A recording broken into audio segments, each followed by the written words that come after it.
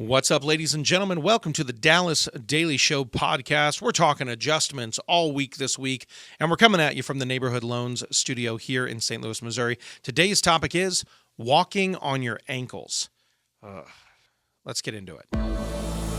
This past week, I was watching this woman. I was traveling. I was walking through the airport, and this woman was near me, and I was looking, and over time, and this is not mockery, I actually began to feel so bad for the pain this woman must have been experiencing physically. But she was actually walking, and her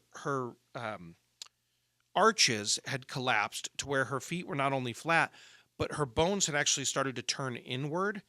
And so it looked like her feet were to the sides. It's hard to explain, and I'm sorry for the graphic description here, but it almost looked like, for those of you watching the video version, the feet were to the side and that she was actually walking on her ankle bones because her feet were so collapsed. It was literally like just walking on those ankle bones. And I just sat there going, oh. And there wasn't any like, oh, that's gross, right? It was like, oh, that looks so painful. And I just watched for a little bit, because I also, by the way, yes, if you ever see me staring at something for a really long period of time, I'm actually processing, how could I talk about this in the show? Not a joke. That happens all the time. So I'm watching this poor lady, and she's walking around, and she's actually moving pretty well for what was going on with her feet and her ankles. And but I could also see just this like little bit of adjustment she was having to make, even in her hips, the way her hips were moving around. And as I'm watching her, I'm going, this has become her new normal. At some point, the damage done, she adjusted to the point where it became just the new normal. Now, was it the ideal for her? The ideal? No. Was it like, oh, I'm living my best life walking on my ankles? No, it's not ideal. It's not high level pride, like, oh my gosh, yeah, you're living your best life now. That's not what it is. But she's adjusted to it. And I just began to think in our own lives, where have you and I adjusted to maybe a pain that we experienced? Where have we adjusted to that emotional handicap? Can I say it that way? Are you okay if I say it that way? Look, I know a lot of different personality types are listening to this podcast. There's a lot of you introverts, extroverts alike, right? There's different discs, different Myers-Briggs, different Enneagram numbers, different TAP tests. Let's go through all of them, right? Let's categorize all of them. So there's a lot of different people listening to this. So maybe you deal with it in a different way. But I'm sitting here going, boy, when something affected me a long time ago and I had to make an adjustment for that, I still have to move in that way. I still have to function in that relationship that way. I still have to function with the mistakes I've made in my life. I still have to live with the errors I've made. I still have to live with the fact that my walk was adjusted because of my depression and my anxiety. My walk was adjusted because life and business wasn't working out the way that I thought it was going to, right? I made minor adjustments in the way I moved through my world, and they hurt. But I told myself this is the new normal. This is just the way it is, right?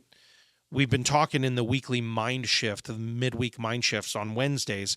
That's kind of its own series, by the way, within this 5-day framework. But in those, we've been talking about this, that we accept a lot of scripts from the old version of us, or we've accepted a lot of scripts from teachers, parents, pastors, spouses, fellow students. I mean, go through the list, right? Friends growing up. We've accepted a lot of beliefs and a lot of programs from our past self, and we've bought into them, and we've said, no, this is the way it is. But every now and again, something happens that's like a collision moment, and all of a sudden we say, well, no, this is just the new normal. This is, I guess, the way it's going to be. And we adjust our walk accordingly. That's a painful place to be, right? But I also don't think we have to be, when it comes to, yes, there are physical things like what this woman was dealing with, that yes, there are some things that you just will deal with physically, maybe as they occur.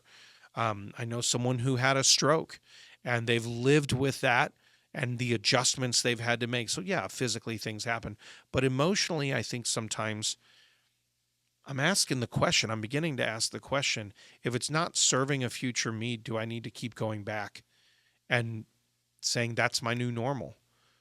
Emotionally, mentally, physically, maybe. I don't know. I don't really have an answer on today's episode. I'm just asking the question. It's something for you to think about. Now, there are places where I think we lean into the crutch. There are places where I think we go, well, no, this happened. And so now now it's just part of me and I'm going to make it a thing. And I've seen people brag about their brokenness and they're actually finding their new identity in their old brokenness. And I don't think that serves you either, because if you're caught in the old brokenness and the old identity, you're not actually able to, we've been saying this whole week, let go so you can grow, right? That's been a mantra that we've been kind of using. And I think maybe that's what we should say today to wrap the conversation is maybe there's stuff that you've held on to and said, no, this is my new normal and I'm happy and I'm proud of it. But maybe you could let it go. Maybe you could let the old wound go. We've talked about old wounds on this episode before, right? We've talked about Cerberus. I got his name right this time. We've talked about that hellhound who's trying to keep you trapped in hopelessness, in worthlessness, in helplessness, right? We've talked about that kind of stuff. And we've said, no, there's things that maybe, just maybe, I can actually let go. Maybe I need to forgive someone. Instead of, I've worn the wound that they gave me with pride and I found my identity in the wound. Maybe you're being compelled to embrace a new version of you, but you can't grab hold of that until you let go of this. Maybe we could start looking toward the idealized, realized self that we want to become, this future you that you ultimately want to become. But by doing so, we have to let go of some of the old identities that have kept us trapped for way too long. So this week, we've been dealing with a couple of different of the play calls. And I think actually the one that we talked about on the chiropractic adjustment day, I think still holds. I mean, you've got a couple of them from this week. And you're like, Dallas, you're running on repeats? Yeah, it's rerun week, okay? We've been doing these adjustments, and the two that we've had so far this week is, number one, minor adjustments equals major relief. So what can you let go of? Wherever you put this one, maybe put it in a more prominent position. Minor adjustments equals major relief. And then this second one, where do I need to change the way I move through my world? See, you could keep, because of the pain you experienced, you could keep walking on your ankles. Or maybe you could let it go and walk free. Maybe you could let go to take hold. Let go so you can grow. That's it, my friends. That's all I got for you today. We're coming back one more time with an adjustments conversation tomorrow, but grab some of the resources at the website and just start to ponder, what do I need to let go so I can grow? Go out there, have a championship day. Thanks for listening to my dad's podcast. For more tools, go to DallasDailyShow.com. Be sure to like, subscribe, and share. Thank you.